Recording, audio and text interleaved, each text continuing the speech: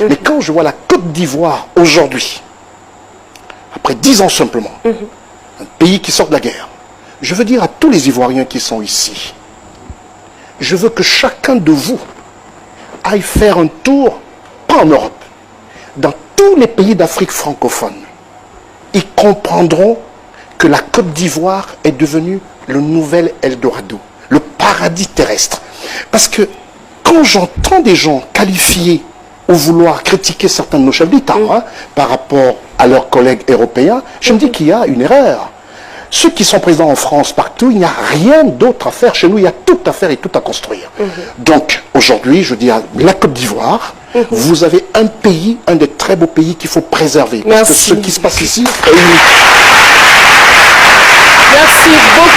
Préservons la paix et entretenons la cohésion sociale dans ce pays. Comme il a dit, nous avons énormément de richesses. Si on parle parfois en disant que voilà, la Côte d'Ivoire est développée, la Côte d'Ivoire essaie de se démarquer, c'est parce que aucun Camerounais ne reste indifférent face à ce qu'il voit en Côte d'Ivoire. Je dis bien, aucun Camerounais ne reste indifférent face à ce qu'il voit en Côte d'Ivoire. De plus que la Côte d'Ivoire, c'est le pays avec lequel nous sommes en perpétuel clash, nous sommes toujours en train de faire des comparaisons, nous sommes toujours en train de chercher à rabaisser d'une manière ou d'une autre lorsqu'il y a un buzz.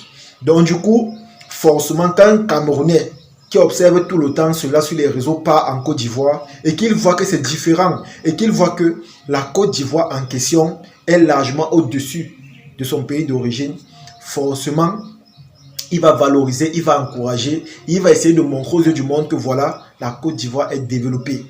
Donc du coup, les amis, je parle de la sorte parce que tout le temps, de manière récurrente, il y a certains Ivoiriens, parfois, lorsque je parle des réalisations en disant que même si vous n'aimez pas le chef de l'État actuel au pouvoir, acceptez quand même qu'il travaille. Ils sont nombreux qui écrivent en commentaire que on t'a payé combien. Tu parles de la sorte parce que on t'a donné de l'argent. Et pourtant, ce n'est pas le cas. Les amis, ce n'est pas le cas. C'est juste que on ne peut pas rester indifférent face à ce que nous voyons. Surtout quand nous savons que la Côte d'Ivoire est un pays pauvre et endetté. La Côte d'Ivoire est un pays qui vit les mêmes réalités que nous au quotidien. Mais sauf que eux, ils ont leurs engagements, ils ont leurs convictions qui font en sorte qu'ils essaient de se démarquer et sortir du lot. Vu que chez nous également, nous sommes pauvres et endettés, mais on ne fait pas la différence. C'est la raison pour laquelle on ne reste pas indifférent face à ce que nous voyons. Et moi, je pense que vous, les Ivoiriens, vous devez simplement être fiers. Vous devez être fiers. Je me rappelle, il y a de cela quelques jours, il y a un monsieur qui m'a appelé, c'est un Ivoirien qui vit du côté de la France. Il me parlait comment le système en place actuellement se perçoit en Côte d'Ivoire. Moi, je lui ai fait comprendre que je ne suis pas là pour m'attacher à un parti, vu que je ne connais même pas ce qui se passe là-bas. Je ne m'intéresse pas à la politique. Tout ce qui m'intéresse, c'est votre développement, votre façon d'innover, votre façon de vous démarquer. C'est ça qui m'intéresse et c'est la raison pour laquelle je parle constamment de cela. Parce qu'il a voulu me donner les détails en disant que on n'aime pas le système en place parce que. Moi, je lui ai dit clairement que là-bas, ça ne m'intéresse pas. Parce que quand moi-même, j'essaie de faire la comparaison entre votre système actuel et notre système, si on vous donne le nôtre, vous allez pleurer. Vous allez simplement pleurer. C'est juste qu'on ne peut pas parler. Mais si on vous donne le nôtre, vous allez pleurer.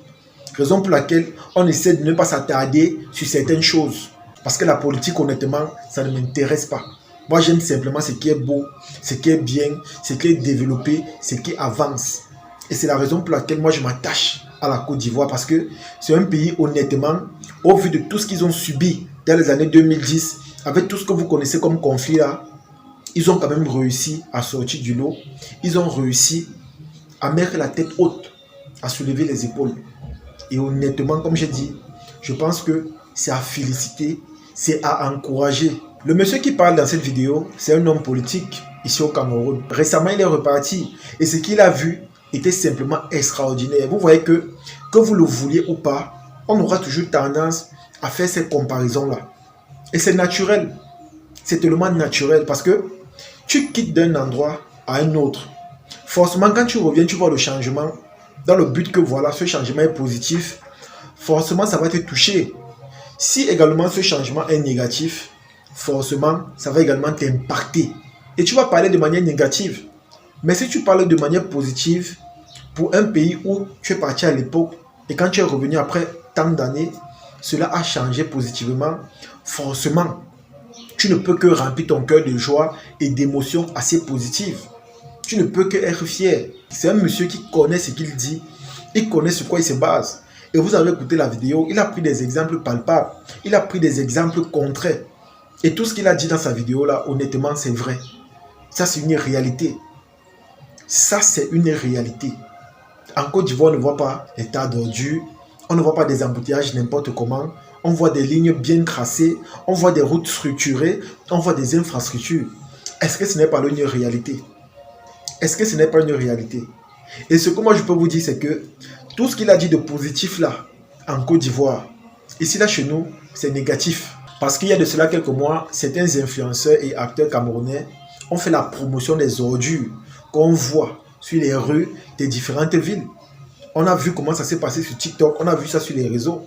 Et c'est grâce à leur grande campagne que les choses ont un peu changé, qu'on a apporté des améliorations.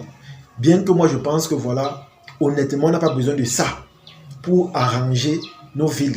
On n'a pas besoin que certaines personnes viennent dénoncer ou encore montrer non. Naturellement, on doit le faire. Parce que selon moi, les moyens sont mis à la disposition de certaines structures pour ça. Les moyens sont mis. C'est juste dû à un manque de volonté et d'engagement. Moi, c'est ce que je me dis. Nous ne sommes pas forts. Nous ne sommes pas suffisamment engagés pour faire certaines choses. Et je pense qu'à un moment donné, les choses comme ça doivent changer.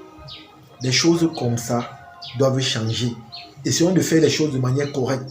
Essayons de dire les choses telles que cela se perçoit dans le but d'améliorer nos conditions de vie ou encore d'améliorer les conditions de vie de la société. Parce que là, c'est vraiment important. En tout cas, les amis, c'est ici que se termine cette vidéo. J'espère que vous avez aimé. J'espère que vous avez apprécié. Comme j'ai dit au début de cette vidéo, c'est pas parce que on valorise votre pays ou encore qu'on présente certains mérites et ça veut dire qu'on a reçu des pots de vin ou encore des sommes d'argent pour parler de la sorte. Non. C'est juste que nous sommes éblouis parce que nous voyons. Nous sommes touchés, nous sommes marqués. Ça nous impacte. C'est la raison pour laquelle on se retrouve en train de parler. C'est la raison pour laquelle on ne reste pas indifférent face à ce que nous voyons. Et je pense que vous devez voir ça comme étant un point positif. Surtout quand ce sont des étrangers qui s'expriment de la sorte ou encore qui valorisent votre pays de la sorte. Il faut simplement être reconnaissant et il faut rendre grâce pour cela. Parce que dans certains pays, honnêtement, ça ne change pas. Du 1er au 31, c'est toujours pareil. Et pourtant, chez vous, vous essayez quand même de vous démarquer. Et c'est ça le plus important. En tout cas, partagez cette vidéo au maximum et on se dit à la prochaine. Ciao.